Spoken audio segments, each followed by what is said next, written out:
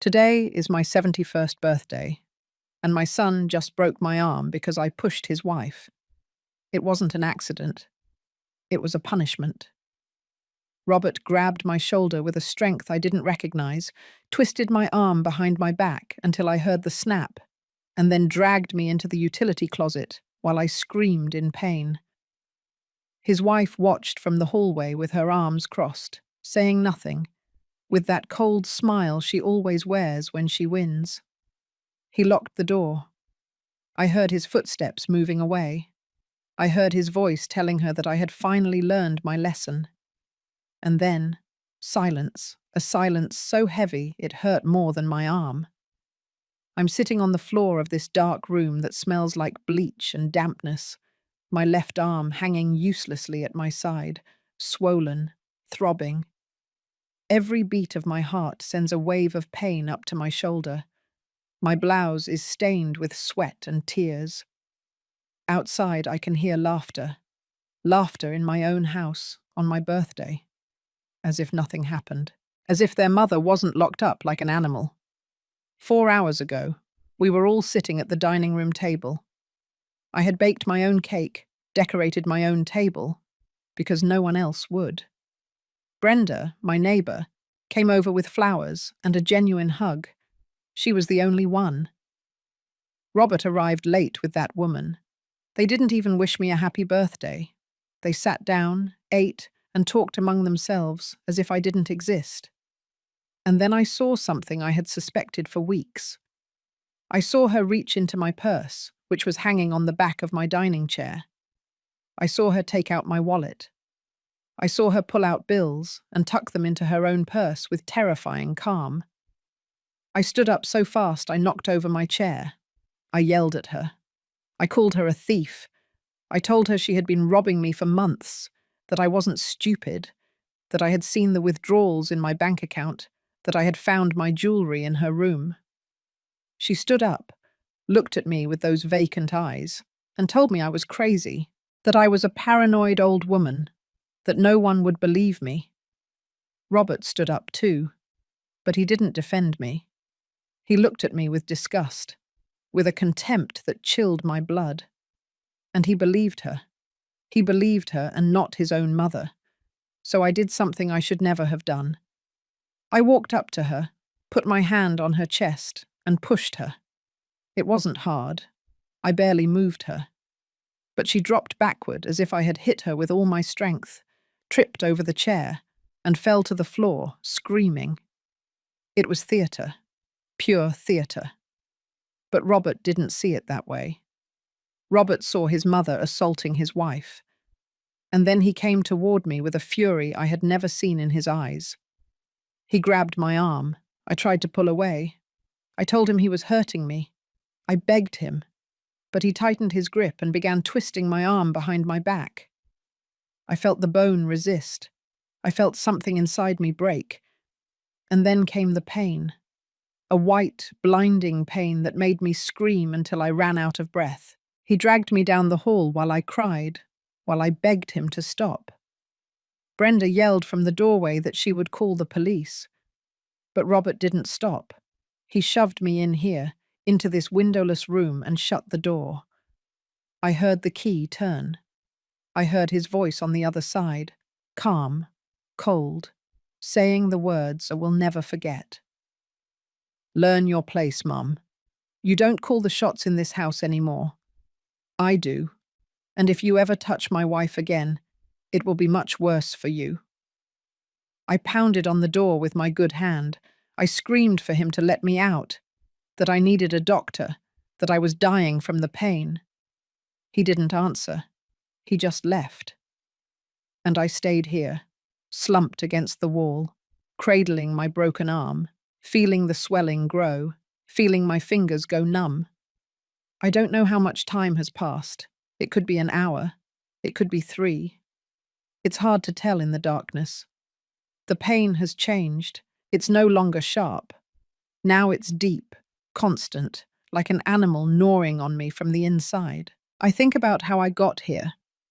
I think about the woman I was 30 years ago, when Robert was a boy and I worked double shifts at the textile mill so he wouldn't want for anything. I think about the nights I spent awake sewing other people's uniforms to pay for his private school. I think about how I sold the few pieces of my mother's jewelry I had to buy him his first computer. I gave everything. Everything. And now I'm here, locked up like a dog, with my arm broken by his hand. But then I remember something. I remember that this morning, before they arrived, I put my cell phone in the secret pocket of my apron. That old apron I use for cooking, the one with an inner pocket I sewed myself years ago. My trembling hand reaches into the pocket, and there it is. The phone. Small, scraped, with the screen half broken, but there. I take it out carefully, using only my right hand because my left no longer responds. The screen light blinds me for a moment in the darkness. I have signal. I have battery. I could call the police. I could call Brenda. I could call an ambulance. But I don't. Because right now, with my arm shattered, with my heart broken, with my dignity trampled, I don't want help. I want justice. And I know exactly who to call. I search my contacts for a name I haven't dialed in 15 years. A name I kept all this time without knowing why. Richard Harris, my lawyer. But not just any lawyer. Richard is the man who helped me when my husband died, and his family vultures tried to take everything from me. He's the man who fought for every cent, every property, every right I was entitled to. He's the man who told me 15 years ago, Mary, if you ever need someone to make a problem disappear, you call me, no matter how much time has passed. My fingers tremble over the screen. I dial the number. It rings once, twice. On the third tone, he answers. His voice is exactly as I remembered. Deep, calm, with that tone of a man who has seen too much. Mary, he says, without asking how I am, with no surprise in his voice, as if he had been waiting for this call for 15 years. Richard, I say to him, and my voice sounds broken, small, but firm. I need you to come. My son broke my arm. He has me locked up. He and his wife are stealing everything from me. And I don't want to forgive anymore. I don't want to be the good mother anymore. I want them to pay for every single thing they did to me. There's a silence on the other end. Then I hear him take a deep breath. Give me the address, he says. And Mary, I want you to listen to me carefully. Don't let those ingrates leave without paying. For everything. I hang up the phone. I stay sitting on the dark floor, cradling my broken arm, feeling something inside me shift. I am no longer the pleading mother. I am no longer the old woman who cries. I am the woman who built an empire from scratch. I am the woman who survived poverty, widowhood, and betrayal. And now, I am the woman who will collect payment for every tear, every blow, every humiliation. The laughter continues outside. But very soon, that laughter will turn into something else. The little room smells of old cleaning products and dampness. There's a leak somewhere I can't see, because every few seconds I hear a drop falling against the cement floor. Plop, plop, plop, like a clock marking the time of my humiliation. My eyes have adjusted to the darkness, and I can make out the blurry shapes of brooms leaning against the wall, buckets stacked in the corner, bottles of bleach lined up on the shelf. This closet where I keep the cleaning supplies has become my cell. In my own house, the house I bought with my husband's life insurance money, the house I fought for in court for 2 years against his siblings who wanted to leave Robert and me on the street. My arm throbs with a dull ache that goes up to my neck. It's hot, swollen. When I try to move my fingers, they barely respond. as if they are no longer mine. I know it's broken. I know I need a doctor. But more than that, I need Richard to arrive. I need him to see what they did to me. I need witnesses to this injustice before Robert invents some story, before that woman completely poisons his mind. I lean against the cold wall, trying to find a position where the pain is more bearable. There is none. Every movement sends waves of agony through my body. I close my eyes and try to breathe slowly, as I was taught in those senior yoga classes I used to go to before she came into our lives, before everything changed. I think about the signs. All those little signs I saw and ignored because I didn't want to believe what they were telling me. The first was 2 years ago, when Robert came home with her hanging on his arm. Naomi, that was her name. A pretty name for a snake. She was 32 years old, 15 years younger than my son, dyed blonde, long, always perfect nails, expensive clothes that didn't match the salary she claimed to have as a secretary. She smiled at me with all her teeth when Robert introduced her, but her eyes were calculating, measuring, evaluating how much she could get out of me. At first, it was subtle. Comments about how big the house was for just one person, questions about my finances that she disguised as concern. "Mary," she'd say, "are you sure you can maintain this house alone? The property taxes must be super expensive. Robert and I could help if we moved in with you." I told her I didn't need help, that I managed my affairs perfectly fine. But Robert insisted. He told me it was for the best. That way he could take care of me now that I was older. Older. As if 70 years meant I couldn't think for myself anymore. They moved in a year and a half ago. They brought their thing one Saturday morning in a rented truck. I gave them the 2 bedrooms on the second floor, the largest ones, the ones with private bathrooms. I kept my usual room on the ground floor. I thought it would be nice to have company. I thought I would meet my grandchildren someday, that I would have a real family again. How foolish I was. The first few months were tolerable. Naomi cooked occasionally, although she always complained that my pots were too old, that my stove didn't work, that we needed new appliances. Robert started coming home late from work, locking himself in their room with her, talking to me less. But I thought it was normal, that it was couple life, that I should give them space. Then things started disappearing. First, it was the silver brooch that had been my grandmother's. I searched the whole house, thinking I had misplaced it. It never showed up. Then it was a $50 bill I had tucked away in my Bible. After that, $100 from my purse. Small amounts that made me doubt myself. That made me think maybe I was losing my memory, as Naomi suggested with increasing frequency in front of Robert. One day, I found my jewelry box open in my room. The gold earrings my husband gave me for our 20th anniversary were missing. The gold chain I had bought with my first paycheck was gone. I went straight to confront Naomi. She was in the kitchen drinking coffee, calm, as if nothing was wrong. I asked her if she had seen my jewelry. She looked at me with that perfectly acted, innocent face and said no, that I had probably sold them myself and forgotten, that her grandmother did the same thing, that it was part of aging. I bit my tongue. I didn't say anything else. But that night, when they went out, I went into their room. And there they were, on her dresser, my earrings, my chain.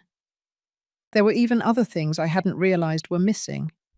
A small ring from my mother, a bracelet I rarely wore. I took them all and hid them in a new place, in a shoebox at the back of my closet, under old blankets. But I didn't tell Robert. I should have. I should have called the police that very day. 6 months ago, I noticed something worse. My bank statements showed withdrawals I hadn't made.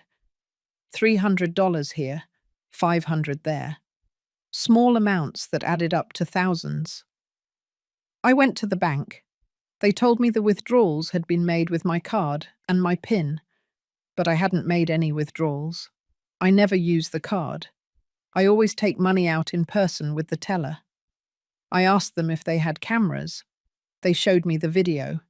It was Naomi using my card at the ATM as if it were the most natural thing in the world.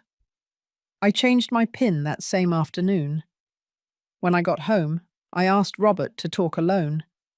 I showed him the bank statements. I showed him the photo the bank had given me of Naomi at the ATM. I told him his wife was robbing me. I expected him to be angry. I expected him to confront her. I expected him to defend me. But he did none of that.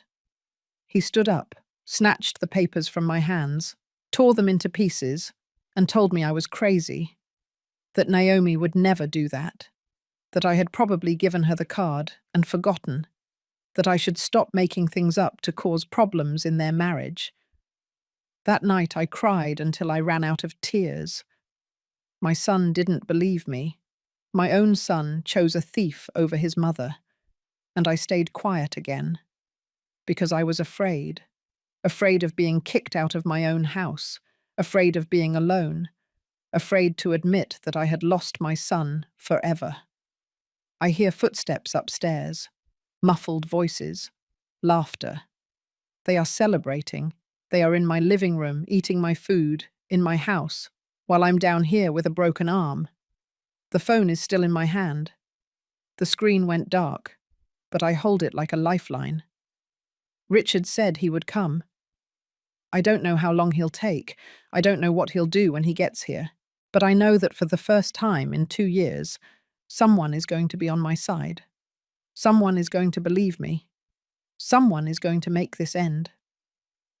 Outside, I hear an engine, a car parking in front of the house. My heart beats faster. It could be him. It could be Richard. I get up as best as I can, enduring the pain that shoots through my arm. I stand up, leaning against the wall. I am ready for this to end, ready for justice to begin. It all started the day Robert told me he had met someone special.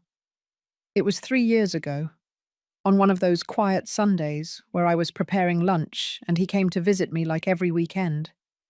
He arrived with that smile I hadn't seen on his face since he was a teenager. A smile that made me happy for him, because after the divorce from his first wife, he had been so sad, so lost.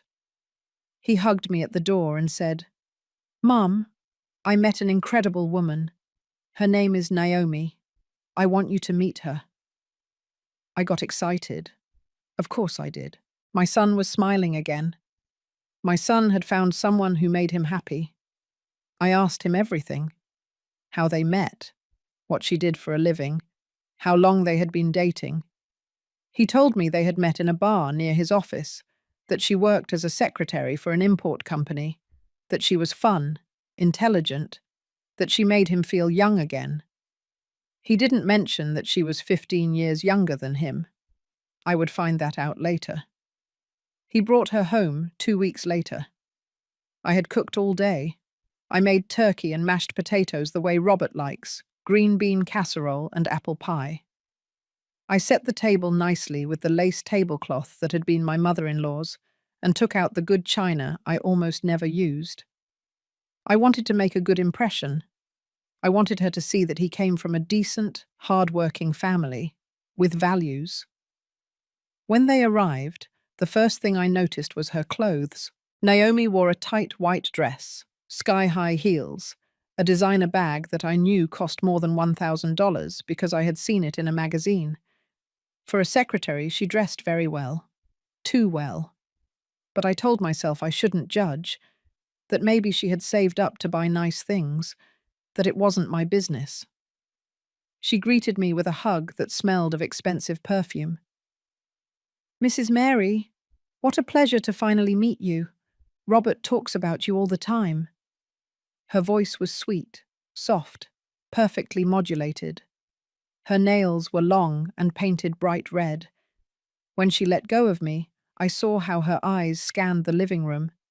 She wasn't looking at me. She was evaluating the house, the furniture, the paintings on the wall, the size of the rooms she could see from the entrance. During the meal, she talked a lot. Too much. She told me she came from a small town in the Midwest, that she had come to the city looking for better opportunities, that her family was humble but honest. Everything sounded rehearsed, like a speech she had practiced in front of the mirror. Robert looked at her, infatuated, hanging on her every word, nodding like a lovesick fool. I tried to ask questions. I asked her about her job, about her future plans, about what she was looking for in a relationship. Her answers were vague, general, full of cliches. After eating, while I was clearing the table, I heard Naomi tell Robert in a low voice, "Your mum lives alone in this huge house. She must be very lonely. And it's dangerous for a woman her age to live without company. Anything could happen to her." Robert replied with something I couldn't hear, but the tone was worried. She was planting seeds. From the very first day, she was planting the seeds of what would come later. The visits became more frequent. Robert started bringing her every weekend. They always arrived empty-handed. She never brought a bottle of wine or a dessert. Nothing. But I cooked for them anyway. I welcomed them with open arms because I wanted my son to be happy. I wanted to believe this woman was good for him. Naomi started making comments about the house, that the walls needed paint, that the furniture was too old, that the garden was neglected. She always said it with a smile, as if she were trying to help, but I felt the poison behind every word. And Robert started repeating those things. "Mom, Naomi is right. You should update the house a bit. I can help you look for painters." I told him I didn't have the money for that the house was fine as it was, but he insisted. One day they arrived unannounced. It was a Tuesday afternoon, and I was in the garden pruning the roses. I heard the doorbell and went to open it with my hands still dirty with soil. It was Robert, and he had Naomi with him. I was surprised to see them because he never came during the week. "Mum, we need to talk to you," he said, with a seriousness that made me nervous. We went into the living room and sat down. Naomi took Robert's hand, as if looking for support. "Mum," Robert said, "we're getting married." I shouted with happiness. I got up to hug him. I was genuinely excited. I was going to have a daughter-in-law. Maybe I would have grandchildren soon. Maybe I would have a complete family again. How naive I was. How blind I was. But Robert wasn't finished. "And we've been thinking," he continued, looking at Naomi before looking back at me, "that after the wedding, we'd like to move in with you. This house is too big for you alone. We could help you with the expenses, with the maintenance, and you would have company. It would be good for everyone." Something in my stomach twisted. Something told me this was a bad idea. But I looked at my son, saw the hope in his eyes, and I couldn't tell him no. He was my only son, my only family. If this made him happy, I had to accept it. "Of course, son," I said. "This will always be your home. You can move in whenever you want." Naomi smiled. It was a quick, triumphant smile that disappeared from her face so fast I almost thought I had imagined it. But I saw it. I saw how she squeezed Robert's hand. I saw how her eyes shone with something that wasn't love. It was victory. They got married 3 months later in a small wedding that I paid for. Naomi wanted something big, elegant, at a luxury hotel. But Robert asked me to help them out financially because he didn't have enough savings. I took $8,000 from my savings account, money I had been saving for emergencies. I paid for the hall, the food, the photographer, even her dress, which cost $2,000. Naomi chose it without asking me if I could afford it. She just bought it and handed me the bill. On the wedding day, She was radiant. I was sitting in the front row, watching my son get married, feeling that mix of happiness and melancholy that all mothers feel. But I also felt something else, a restlessness I couldn't explain. During the ceremony, when the officiant asked if anyone objected to the marriage, for a second I thought about getting up, about saying yes, that I objected, that something about that woman wasn't right. But I stayed quiet. I swallowed my doubts, and I sealed my own fate. They moved in 2 weeks after the wedding. They arrived with boxes and more boxes of stuff. Clothes, shoes, new furniture they bought without asking me. Naomi completely redesigned the rooms on the second floor. She tossed my curtains and put up new ones. She changed the pictures on the walls. She moved furniture. She turned the sewing room where I spent my afternoons into her walk-in closet. I didn't say anything. I thought she had the right to make her space comfortable. The first few months were strange. I tried to give them privacy, but the house never felt big enough for the three of us. Naomi had rules. She didn't want me to enter their area on the second floor without knocking first. She didn't want me to use certain armchairs in the living room because they were her favorites. She started cooking some nights, and when I tried to help, she told me she preferred to do it alone, that I only got in the way in the kitchen. My kitchen. The kitchen where I had prepared meals for 40 years.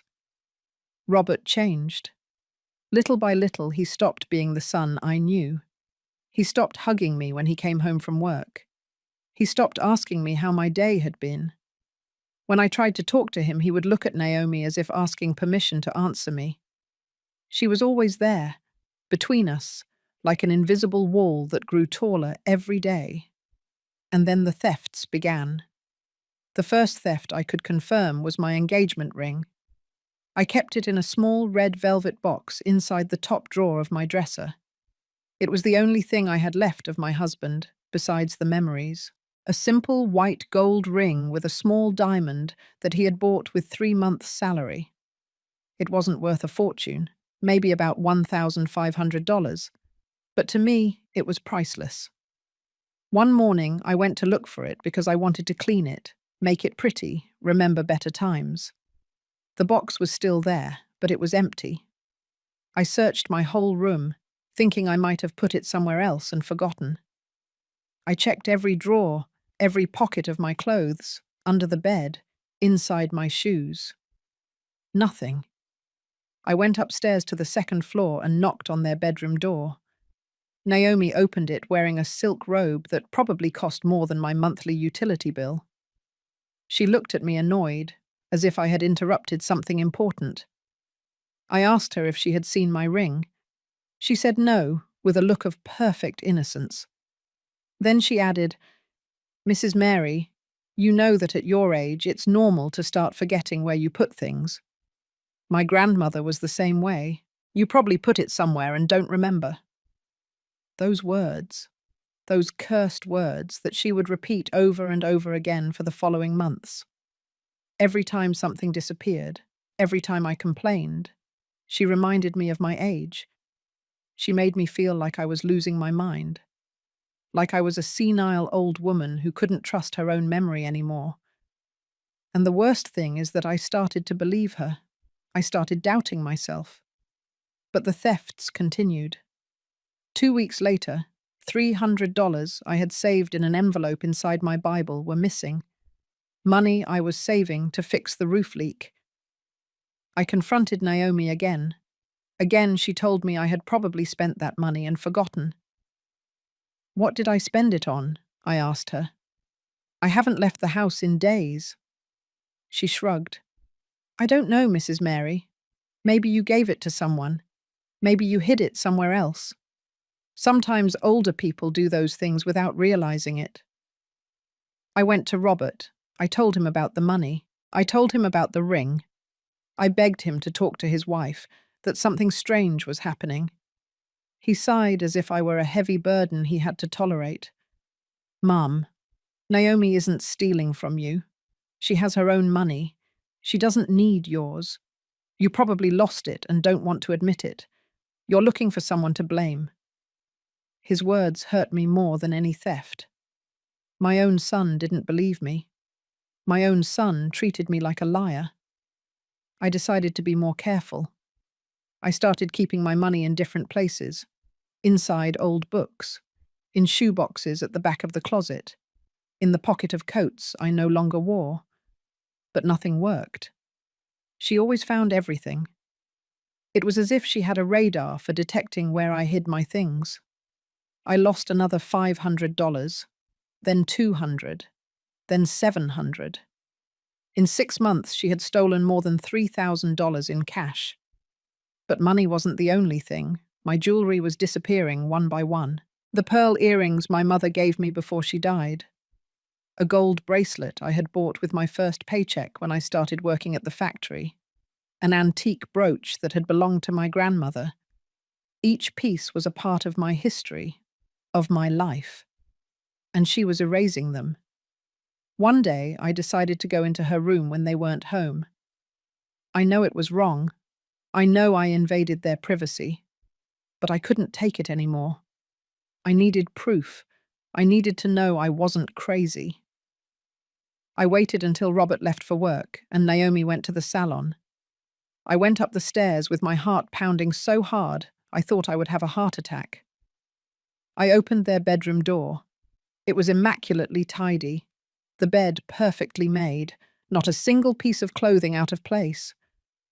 Everything smelled of that sickly sweet perfume she used that gave me a headache. I started searching.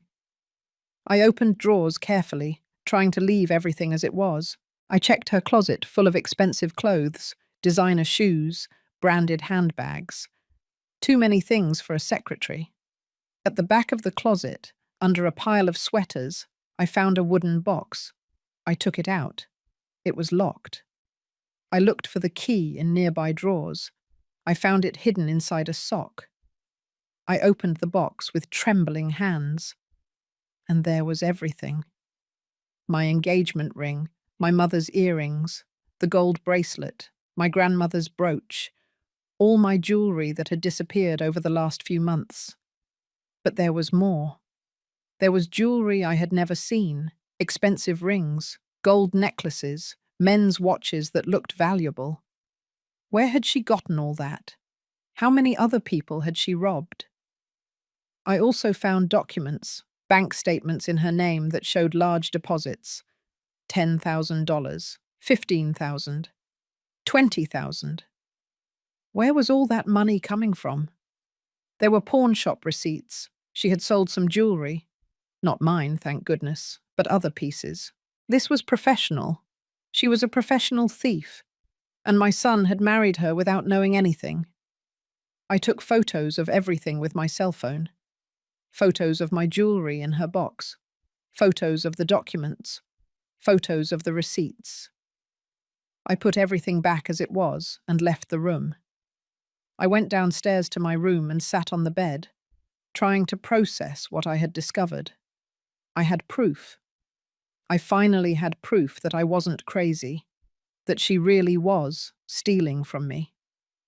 When Robert arrived that night, I waited for him in the living room. I showed him the photos on my phone. I explained everything.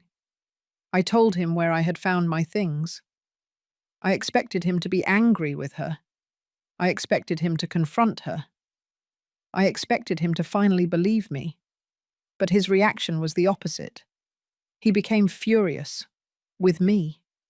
He yelled at me for daring to enter his room without permission, that I had violated their privacy, that those jewels were probably Naomi's and I just wanted to cause trouble. He snatched the phone from my hands and deleted all the photos in front of me.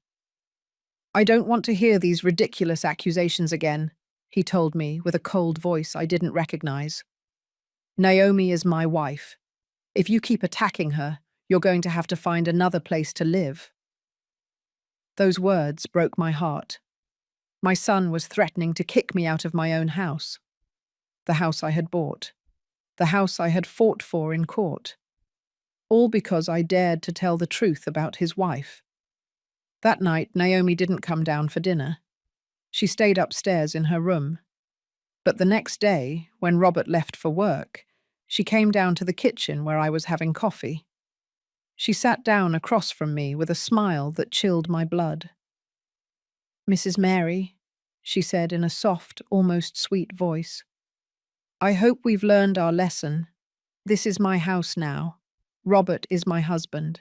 He believes me, not you. So I suggest you stop inventing stories if you want to keep living under this roof." I didn't answer. I just looked at her. And in that moment, I knew I had lost. That she had won. That my son chose to believe a thief before his own mother. I got up from the table and went to my room. I cried for hours.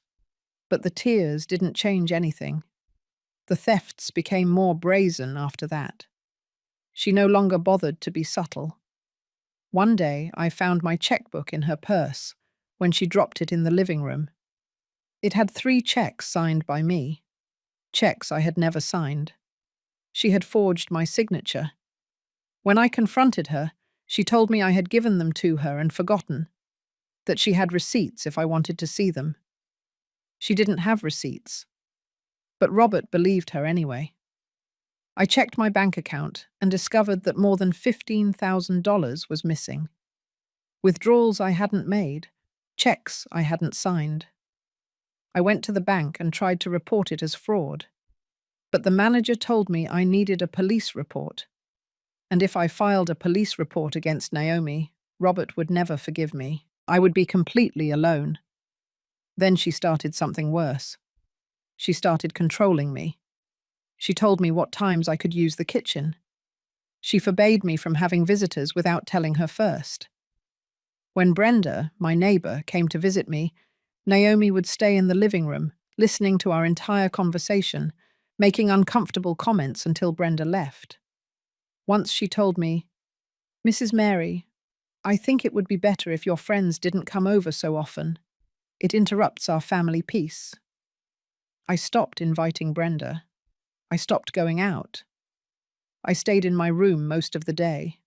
I felt like a prisoner in my own house. Robert hardly spoke to me anymore. When he came home from work, he went straight upstairs to the second floor. We no longer ate together. I cooked for myself and ate in my room. They ordered takeout and ate upstairs. It was as if I didn't exist. 6 months passed living like this. 6 months where I became a shadow inside my own house. I woke up early, before they did, to use the kitchen without bothering anyone. I made my coffee in silence, ate something quickly, and locked myself in my room for the rest of the day. I would hear their footsteps upstairs, their laughter, their conversation that never included me. It was like living in a hotel where I wasn't welcome. Brenda was still my only contact with the outside world. Sometimes we would meet in the garden when Naomi wasn't watching. Brenda would bring me cookies, tell me neighborhood gossip, try to cheer me up. But I saw the worry in her eyes. I had become thinner, quieter, sadder. "Mary," she would say, "this isn't right. That woman is destroying you. You have to do something." But what could I do? It was my word against hers. And Robert would always believe her. I had lost my son. I had lost him completely. The boy I raised, the one I fed, the one I protected all his childhood, no longer existed.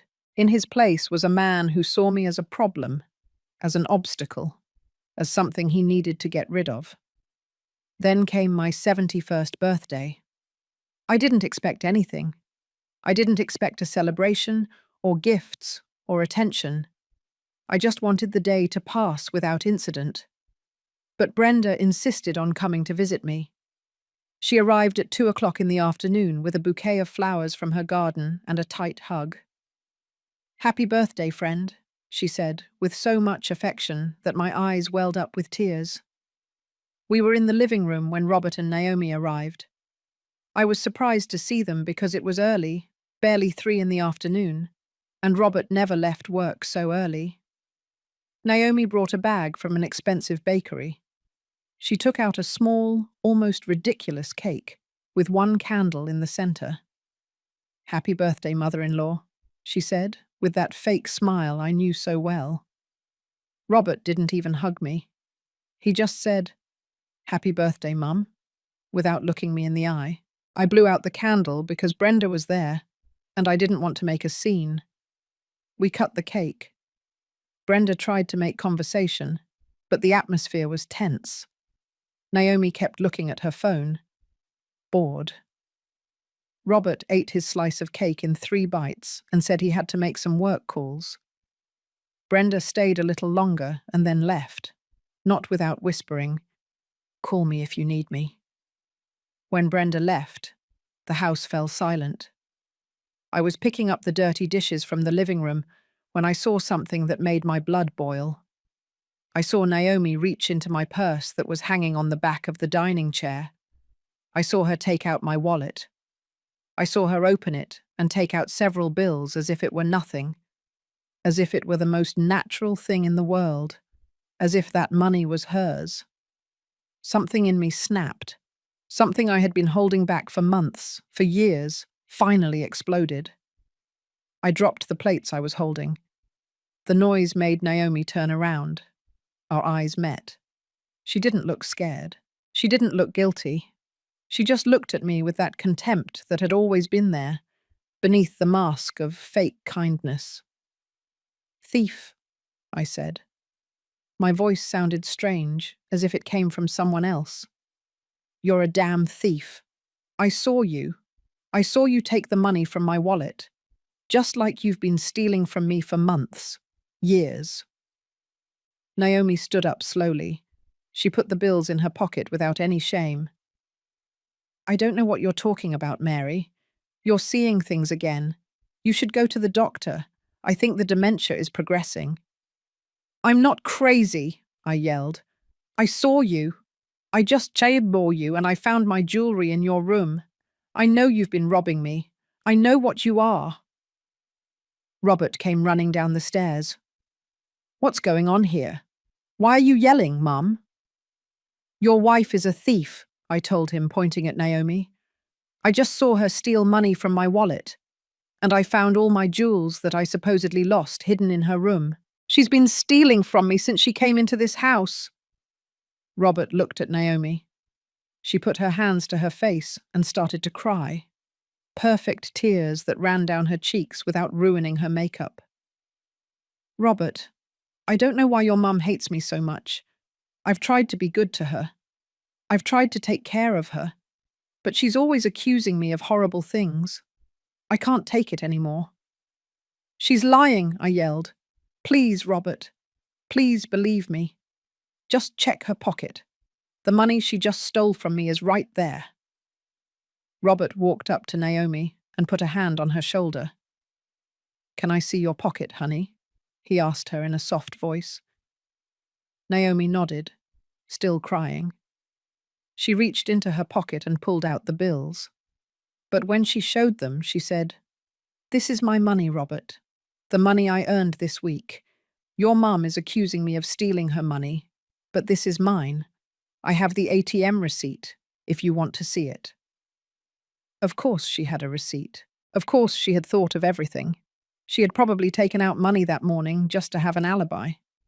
She was so calculating, so cold, so perfect in her malice. Something in me completely shattered. I saw my son believing her again. I saw how he hugged her. I saw how he looked at me with pity and anger, and I couldn't bear it anymore. I walked up to Naomi. I put my hand on her chest, and I pushed her. It wasn't a hard push. I barely moved her. But she took advantage. She let herself fall backward, as if I had hit her with all my strength. She tripped over the chair that was behind her. She fell to the floor, screaming as if I were killing her. "She hit me, Robert. Your mum hit me." She screamed from the floor, clutching her arm as if it were broken. It was all an act, pure theatre. But Robert didn't see it that way. What happened next was so fast, I barely remember it. Robert grabbed my arm, my left arm. He squeezed so hard I felt his fingers sink into my skin. "How dare you hit my wife?" he yelled in my face. His breath smelled of coffee. His eyes were full of rage. "How dare you?" "Robert, let go of me. You're hurting me," I said, trying to free myself. But he squeezed harder. He started twisting my arm behind my back. The pain was unbearable. "Robert, stop. You're going to break my arm." But he didn't stop. He kept twisting my arm with that brutal force I never imagined he would use against me. I heard Brenda's voice from the door. She had come back because she had forgotten her glasses. "Let her go. You're going to hurt her," she yelled. But Robert wasn't listening. He didn't see. He only felt rage. And then I heard the snap. I felt something inside my arm break. The pain shot through me like a white, blinding lightning bolt. I screamed. I screamed so loudly I thought the neighbors would call the police. But no one came. No one except Brenda, who kept yelling from the door. Robert let go of me. He looked at my arm, hanging at an odd angle. I saw fear in his eyes for a second. Only for a second. Then the rage returned. He grabbed my other arm and dragged me down the hall. I cried. I begged him. "Robert, please, I need a doctor. You broke my arm. Please, son, stop." But he kept dragging me to the utility closet. He shoved me inside. I fell to the floor because I couldn't support myself with the broken arm. The pain was so intense that for a moment I thought I would pass out. I heard his voice from outside, cold, harsh, without a trace of the boy I had raised. "Learn your place, Mum. You don't call the shots in this house anymore. I do. And if you ever touch my wife again, it will be much worse for you."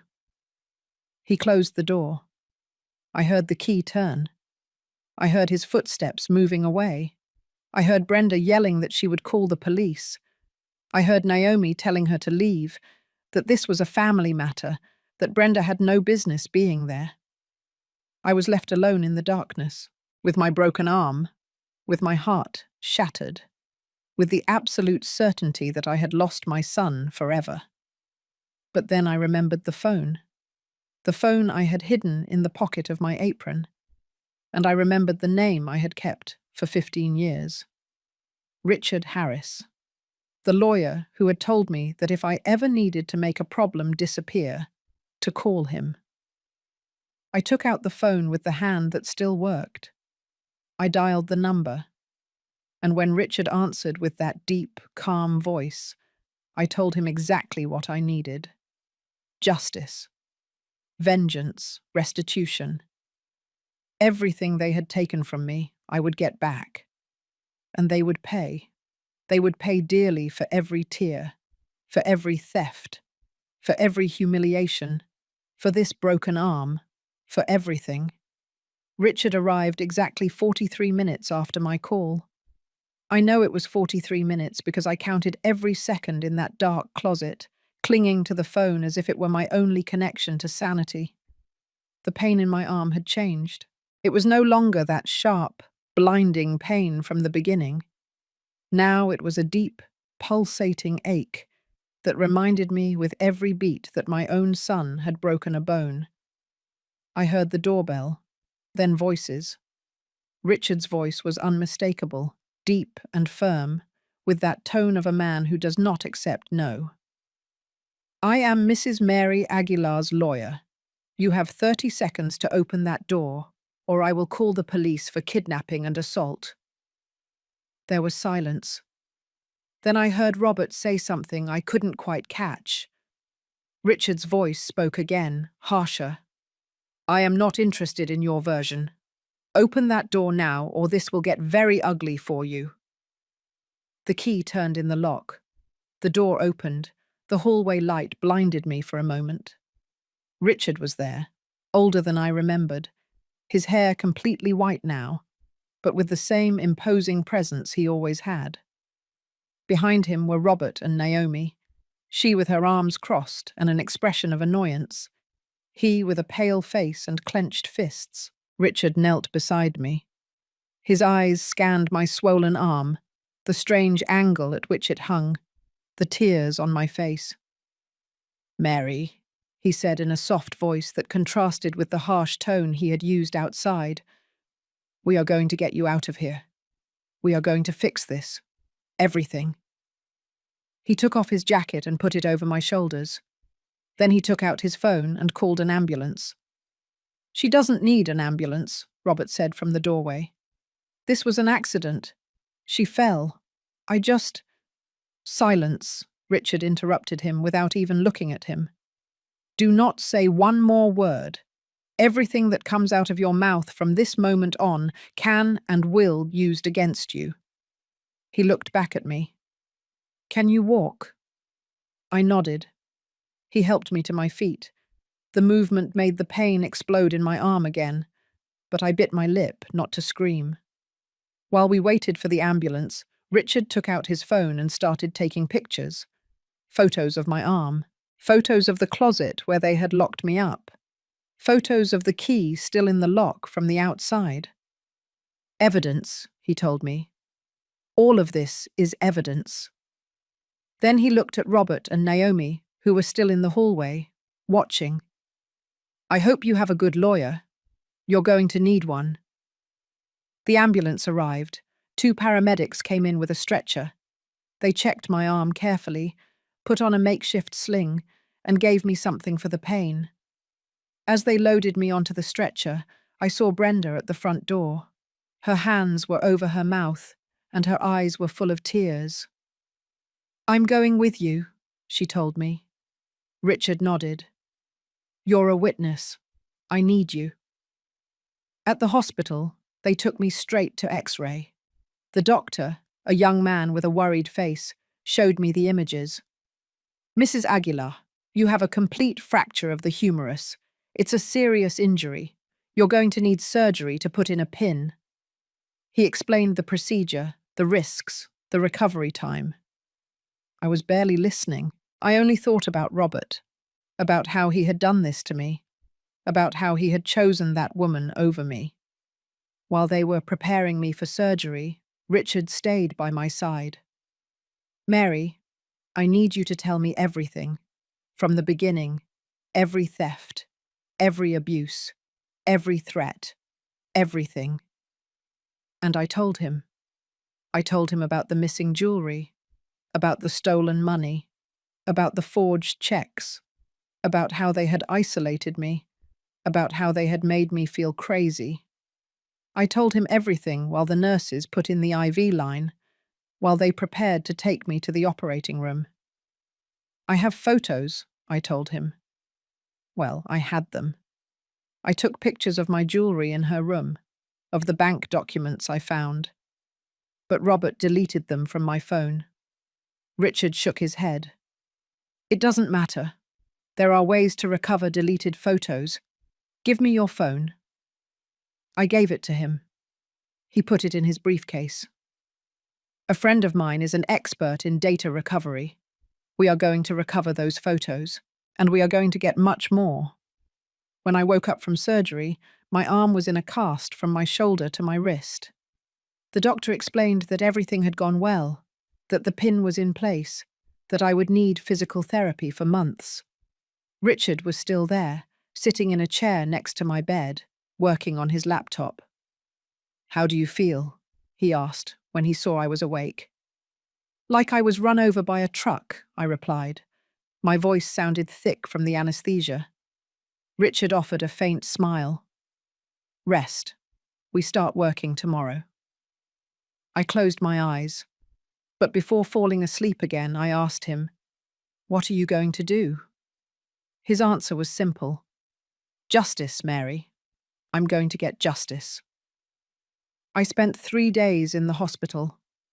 Richard came every morning with news. The first day he told me he had hired a private investigator to follow Naomi. "We need to know everything about her. Where does she come from? What has she done?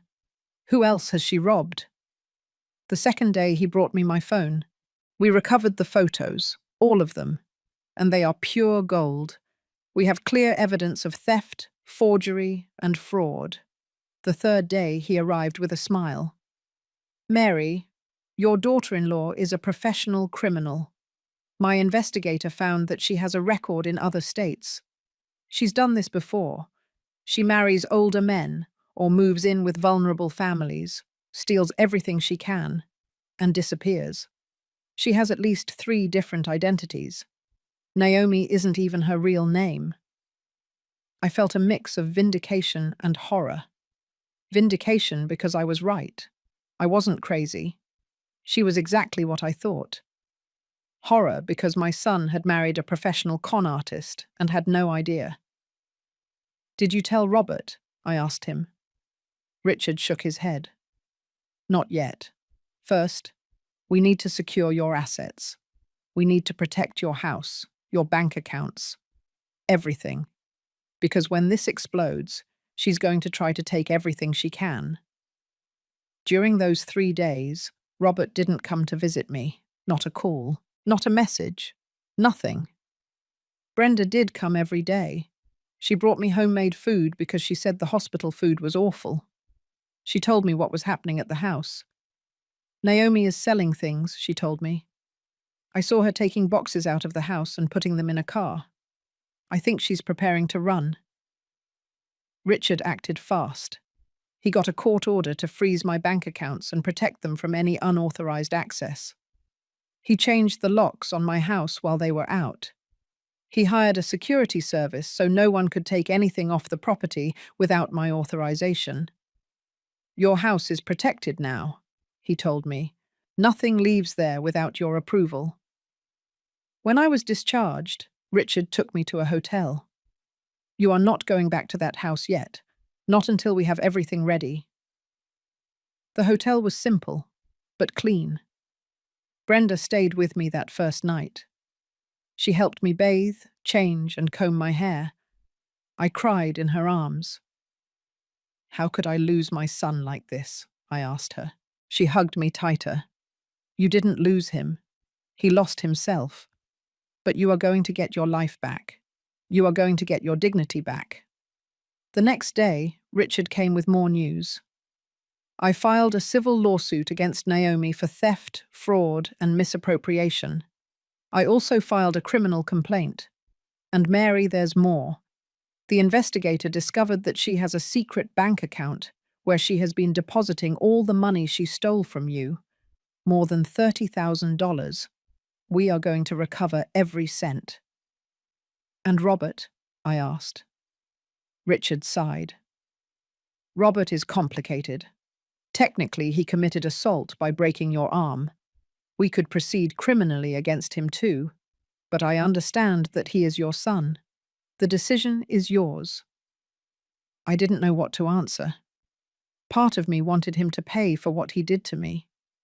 Another part, the part that was still a mother, couldn't bear the thought of sending him to jail. 2 weeks passed before Robert finally called me. 2 weeks where I lived in that simple hotel, going to physical therapy for my arm, meeting with Richard to plan the next steps, learning to live without the constant weight of fear and humiliation. When I saw his name on my phone screen, my heart raced. I thought about not answering. I thought about letting him suffer as he had made me suffer. But he was my son, and a part of me, however damaged, still needed to hear his voice. "Mum," he said when I answered. His voice sounded tired, broken. "Mum, I need to talk to you. I need to see you." I didn't answer immediately. I let the silence stretch between us. "Why?" I finally asked him. "Why now, Robert? 2 weeks passed. 2 weeks where I was in the hospital, where I had surgery, where I suffered alone. And you didn't come. You didn't call. Nothing." "I know," he said. "I know, and I have no excuse. I need to explain things to you. I need you to listen to me. Please." There was something in his voice. Something that wasn't the arrogance I had heard the day he broke my arm. He sounded scared, confused. "Come to the hotel," I told him, and I gave him the address. "But you come alone. If you bring that woman with you, I won't open the door. He arrived an hour later. When I opened the hotel room door, I barely recognized him. He had lost weight. He had deep, dark circles under his eyes. His clothes were wrinkled as if he had slept in them. He stood in the doorway, not knowing what to do. "Can I come in?" he asked. I stepped aside. He came in and sat on the only chair in the room. I sat on the bed, keeping my distance between us. "Naomi is gone," he said without preamble. "She left 3 days ago. She took everything. Her stuff, my expensive clothes, jewelry, money, my laptop, even the new appliances we had bought. She cleaned out our joint bank account. She left me with nothing." He looked at me with pleading eyes. "And before she left me a note where she confessed everything to me.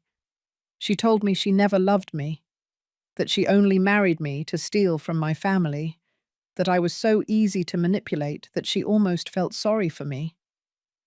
I felt something strange in my chest. It wasn't satisfaction exactly. It wasn't revenge. It was more of a deep sadness to know that my son had finally opened his eyes, but at such a high cost. "I told you so," I whispered. "I told you from the beginning. I showed you evidence. I begged you to believe me, and you never did." "I know," he said. His voice broke. "I know, Mom. And there are no words to tell you how sorry I am. I was an idiot. I was the worst son. I did unforgivable things to you. I broke your arm. I locked you up like an animal. I treated you like you were crazy when the crazy one was me for believing her." Tears started falling down his face. "When I found the note, when I saw that she had taken everything, when I finally realized that you were right about everything, I wanted to die.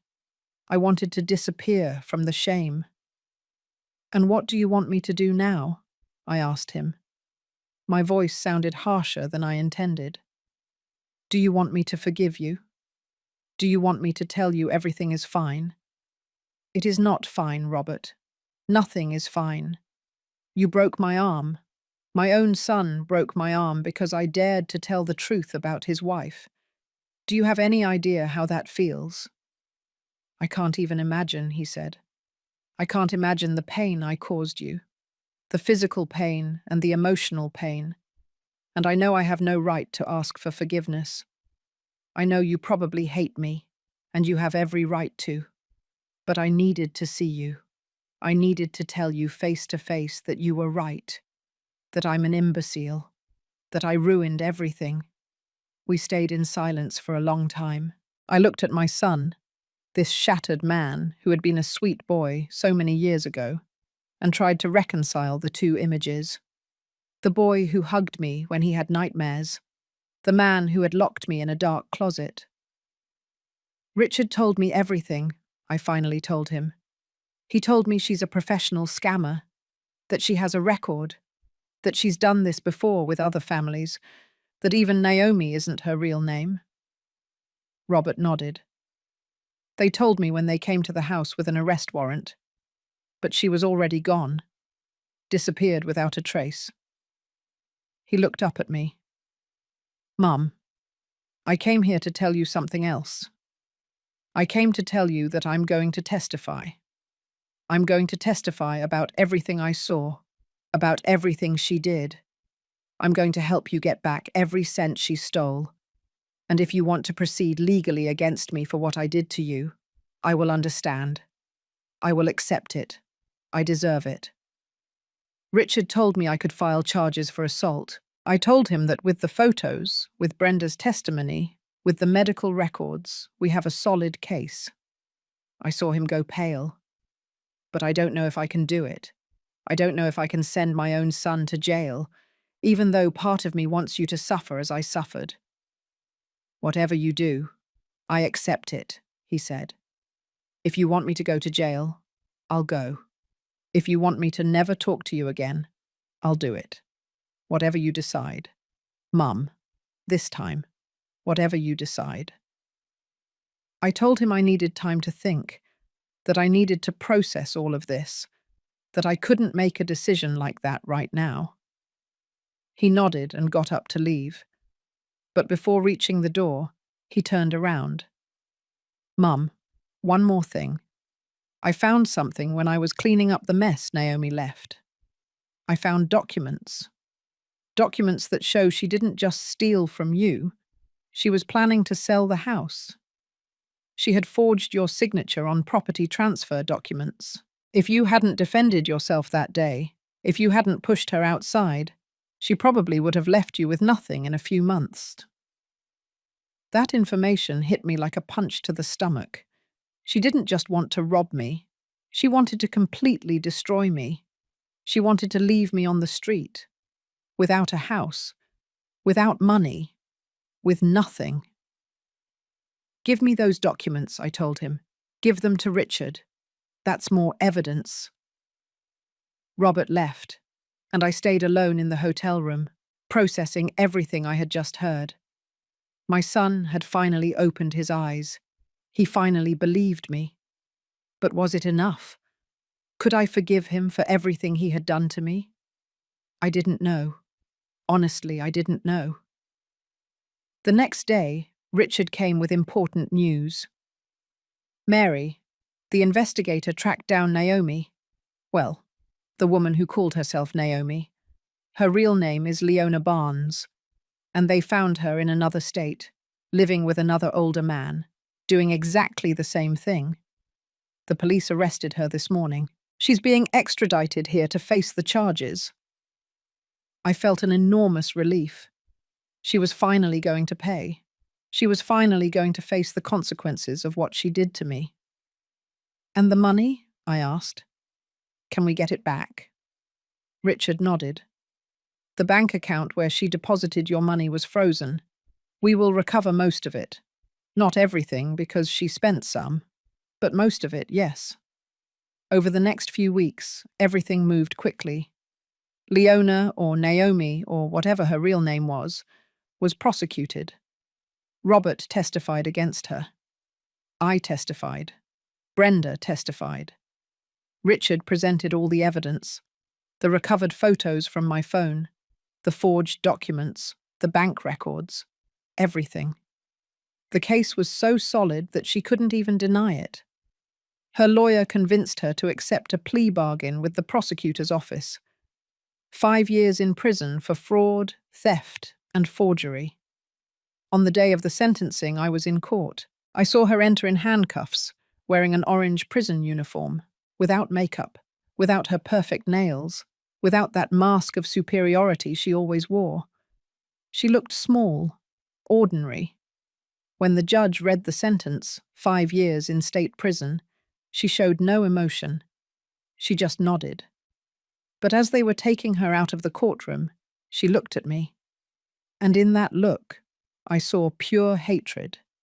Hatred because I had won, because she hadn't destroyed me, because I was still standing. I recovered $32,000 of my money. It wasn't the almost $40,000 she had stolen, but it was something. Richard helped me secure my house completely. He changed all the documents so that no one could touch my property without my explicit consent before a notary. He put legal locks on all my accounts. He made me sign a clear will specifying exactly what would happen to my assets when I died. But one decision remained pending. What to do with Robert? Richard pressured me to file charges. Mary, he broke your arm. That's assault. He deserves to pay for it. Brenda agreed. That man hurt you. He needs to learn that there are consequences. But I still couldn't decide. Robert came to see me every week for 2 months. Every visit was awkward, full of heavy silences and words we didn't know how to say. But he kept coming.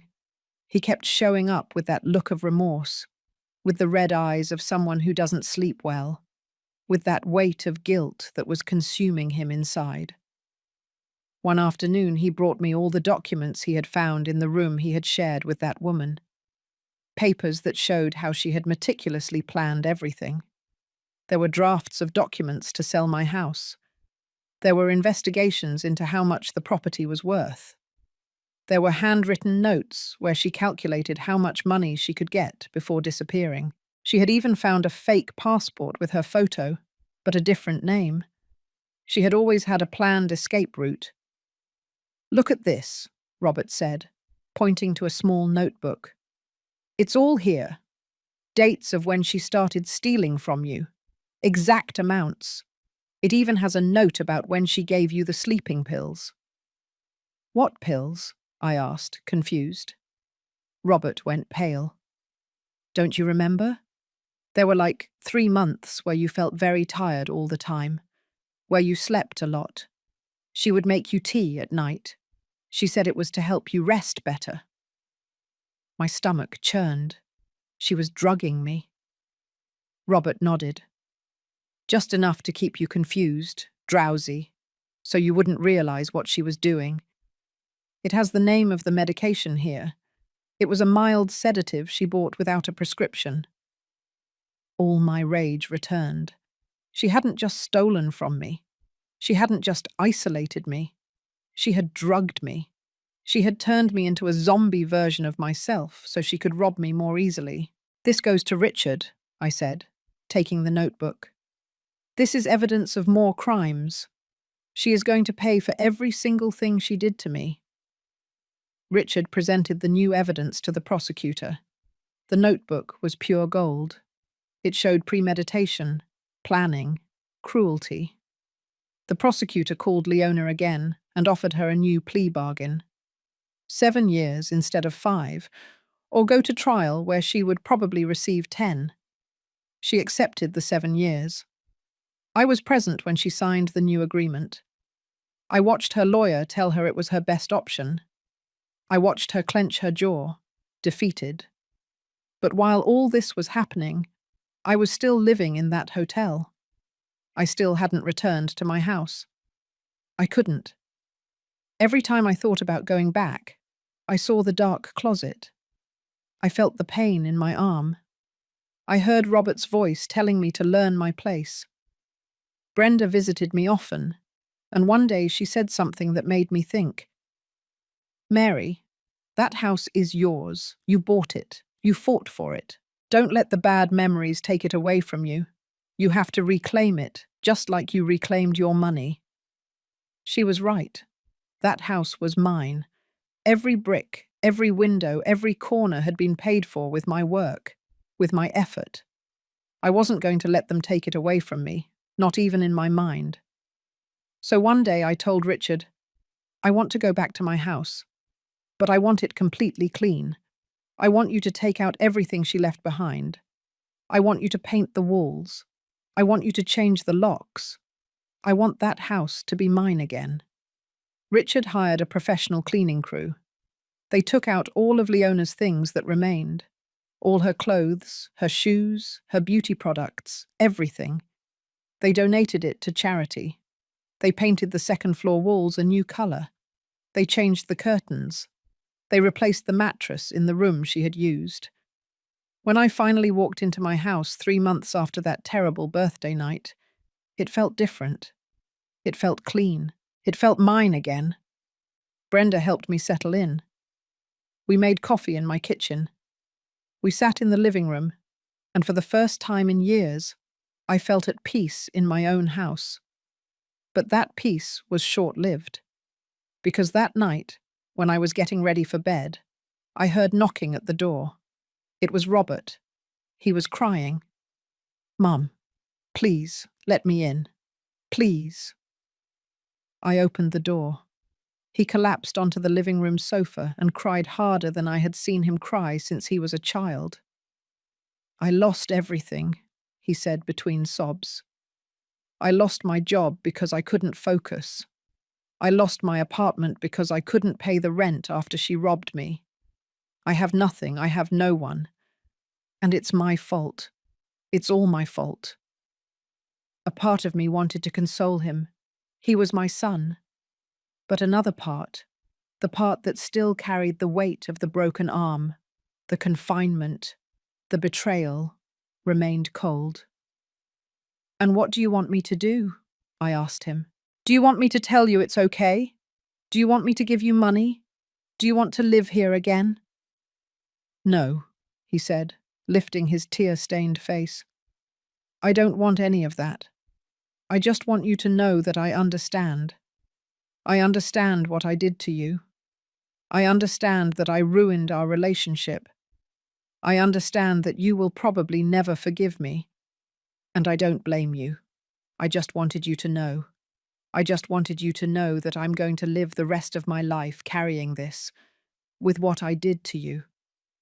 He got up to leave. But something in me moved. Something that had been buried under the pain and the rage. Robert, I called him. He stopped. You hurt me. A lot. But that woman hurt you too. She manipulated you. She used you. She destroyed you. And even though what you did to me is unforgivable, I understand that you were not in your right mind. You were under her control. That's no excuse, he said. I chose to believe her instead of you. I chose to raise my hand against my own mother. That was my decision, my fault. He was right. But it was also true that she had expertly manipulated him. She had played with his insecurities, with his need to feel loved, with his fear of being alone. I am not going to file charges against you, I finally told him. But I'm also not going to forget what happened. I can't. Forgiveness, if it ever comes, is going to take a long time. Years, maybe. I understand, he said. And I accept it. I gave him the number of a therapist Richard had recommended. Go to therapy. Process what happened. Learn from this.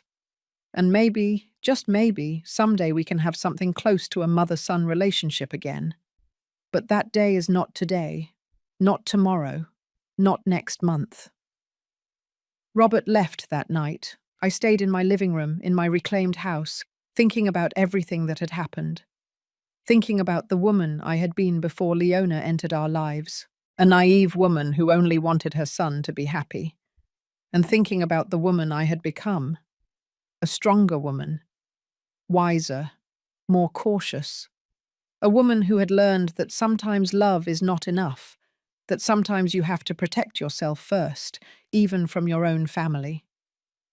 The following months were about rebuilding, not just my house, but my life. I started going out more with Brenda. We would go for coffee, walk in the park, watch movies. I joined a book club at the local library. I met other women my age who had also gone through family betrayals, abuses, and losses, and I realized I wasn't alone, that my story, although painful, wasn't unique. Richard became more than my lawyer. He became a friend. He would come to visit me every 2 weeks to make sure everything was all right. He helped me reorganize my finances so that no one could ever touch them again without my authorization. He taught me to be more careful, more protective of what was mine. One day, 6 months after all the drama, I received a letter. It was from Leona, from prison. I opened it with trembling hands. In the letter, she didn't apologize. She didn't express remorse. Instead, she told me I had been lucky, that others hadn't been so fortunate, that she was good at what she did, and that if it hadn't been for my stubbornness, everything would have gone perfectly. The letter ended with a veiled threat. I'll see you when I get out. I showed the letter to Richard. He read it and shook his head. She's trying to scare you, to keep you afraid. Don't give her that power. But I wasn't afraid anymore. That letter, instead of scaring me, made me realize something important. I had won. She was in prison. I was in my house. She had lost everything. I had recovered my life. 2 years have passed since that terrible birthday night.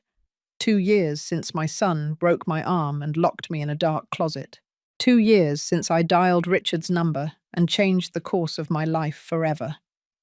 Today, I am 73 years old, and I am sitting in the garden of my house. the house I almost lost, drinking coffee with Brenda, while the roses I planted last month begin to bloom. My arm healed. Not perfectly. It still hurts when it's about to rain. I still can't lift heavy things like before. But it works. And every time I look at the surgery scar, I don't see weakness. I see survival. I see the mark of a battle I won. Leona has served 1 year of her 7-year sentence. Richard keeps me informed. He tells me she's behaving well in prison because she wants to get out early for good conduct. But he has already put legal mechanisms in place to ensure that when she gets out, if she gets out early, there will be a restraining order preventing her from approaching me, my house, or my life. She won't be able to touch you ever again, he promised me. And I believe him. Robert and I have been rebuilding our relationship slowly, very slowly. He went to therapy, as I suggested. He got a new job. He moved to a small apartment on the other side of town. He comes to visit me once a month. He always rings the doorbell. He never enters without permission. He never stays for more than an hour. We talk about superficial things, the weather, his work, the news. We never talk about what happened. Not yet. Maybe someday. Maybe never. 3 months ago, he formally asked for my forgiveness. He arrived with flowers, knelt in my living room, and told me with tears in his eyes, "Mum, I know I have no right to ask you this. I know what I did to you is unforgivable. But I need you to know that not a day goes by that I don't regret it.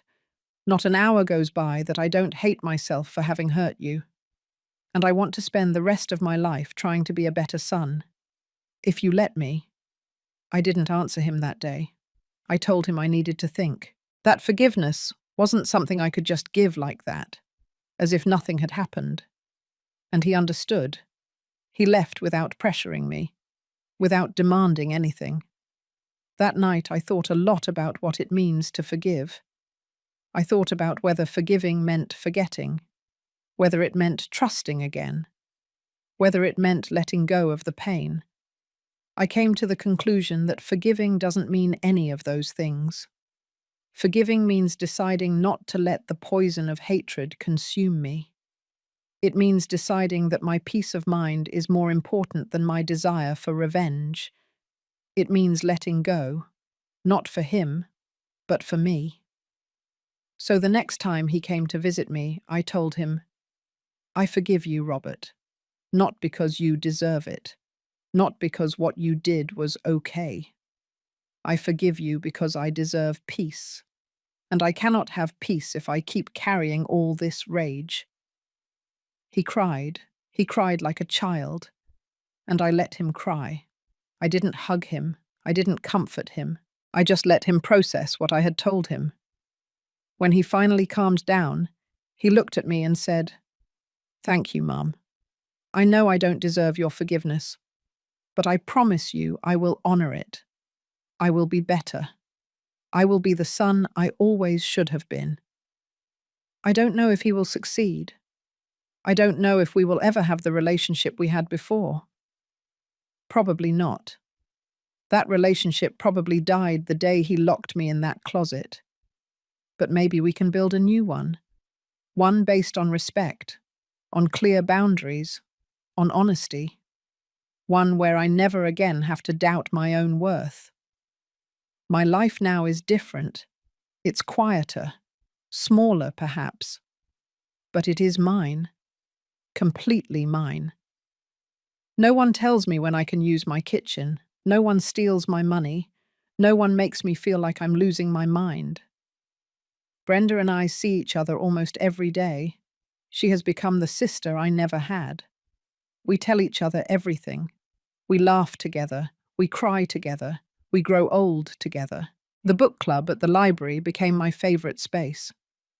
There I met Irene, a 76-year-old woman who went through something similar with her daughter and son-in-law. We became friends.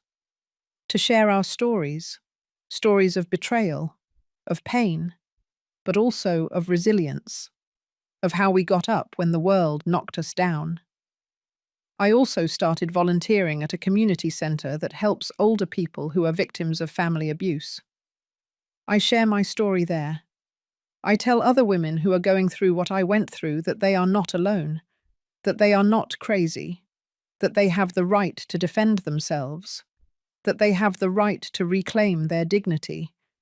And I see in their eyes the same pain I felt. But I also see hope. Hope that if I could get out of it, they can too.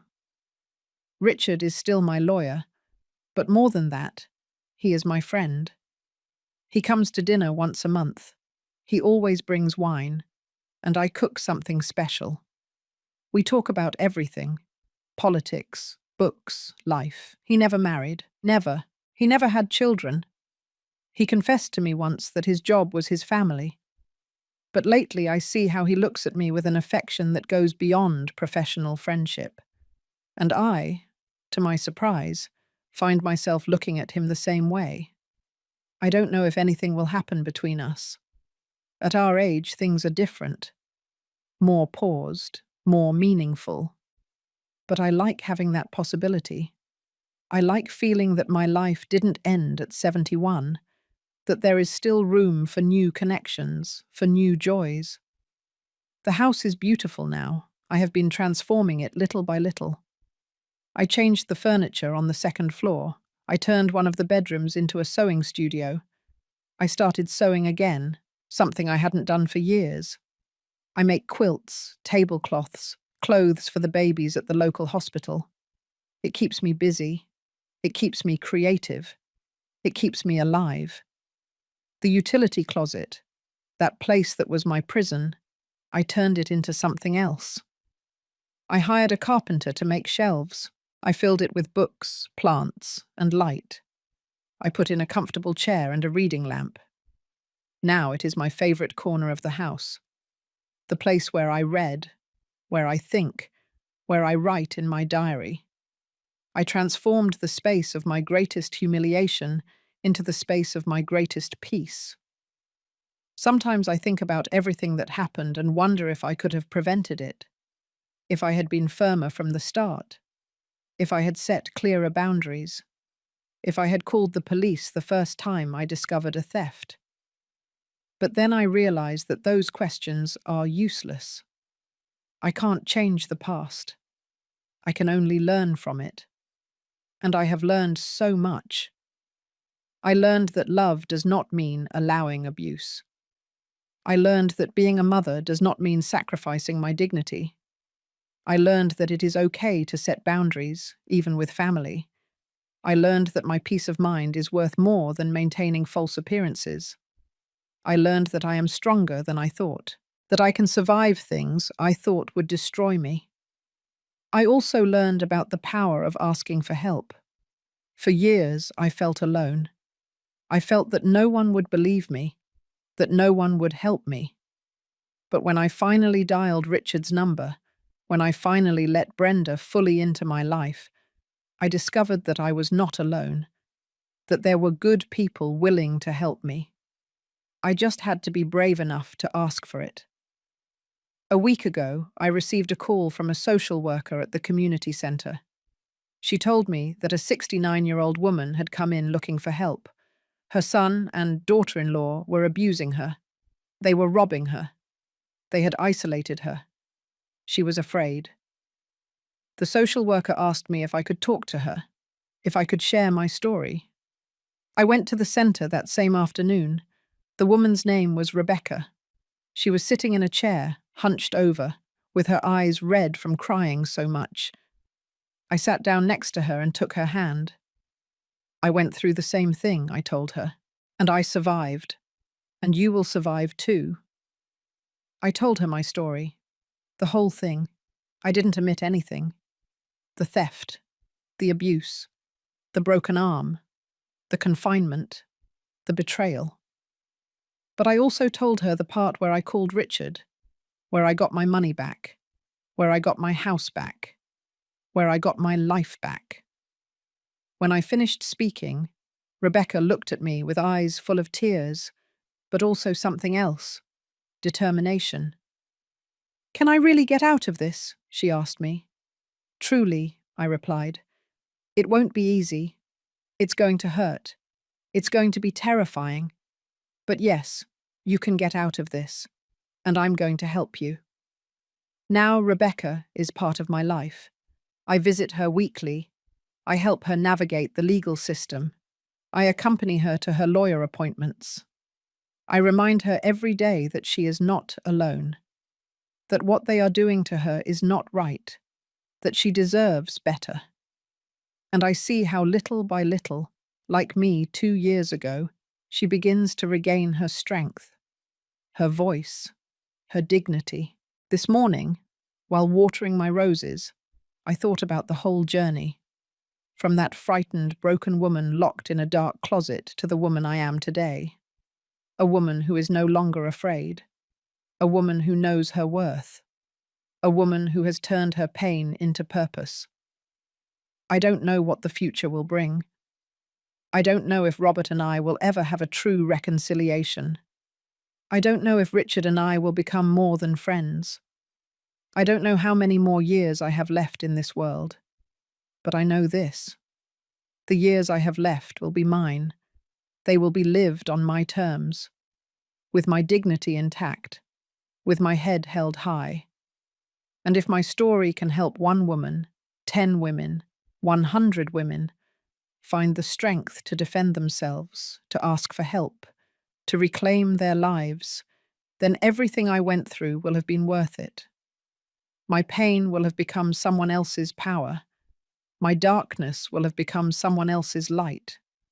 Because in the end, that's what we, the surviving women, are. We are silent warriors. We are the ones who fall and get back up, the ones who cry and then wipe their tears and move on, the ones who forgive not because we are weak, but because we are strong enough to let go of the poison of hatred, the ones who find beauty even after the most brutal storm. This is my story, the story of Mary Aguilar, the woman who almost lost everything, but who ultimately got it all back, including herself.